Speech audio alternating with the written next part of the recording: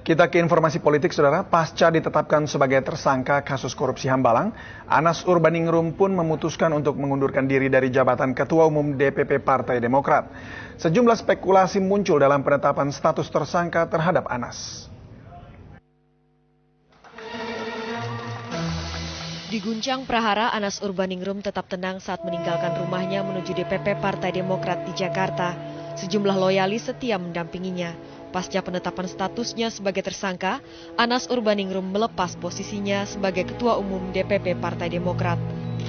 Rangkaian ini pasti tidak bisa dipisahkan dengan bocornya apa yang disebut sebagai sprindik. Ini satu rangkaian peristiwa yang pasti tidak bisa dipisahkan. Standar etik pribadi saya adalah mengatakan, kalau saya punya status hukum sebagai tersangka, maka saya akan berhenti sebagai Ketua Umum Partai Demokrat. Mengikuti jejak Anas, sejumlah pendukungnya di Partai Demokrat ikut mengundurkan diri. Saya tahu persis, yang jelas saya sebagai Wakil Direktur Eksekutif itu akan mengundurkan diri, dan karena hari ini kantor DPP administrasinya tidak jalan, maka surat pengunduran diri saya akan saya sampaikan hari Senin.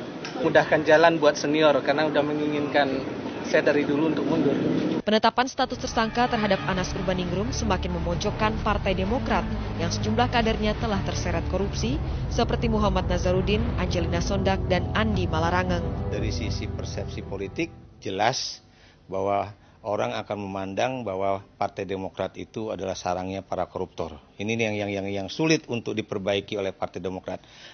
Di sisi lain, pengamat hukum menduga fakta integritas serta skandal bocornya surat perintah penyidikan sprindik disiapkan untuk melengsarkan Anas. Sekarang sudah jadi tersangka.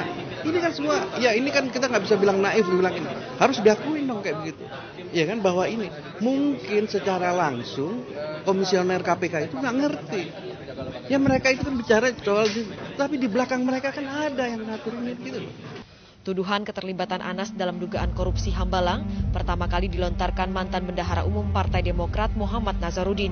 Ia menuding ada aliran dana 100 miliar rupiah untuk memenangkan Anas sebagai Ketua Umum Demokrat pada Kongres di Bandung Mei 2010.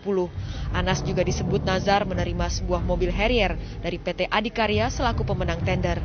Kini setelah Anas mengundurkan diri, muncul wacana Kongres luar biasa untuk menentukan penggantinya. Tim Liputan 6 melaporkan dari Jakarta.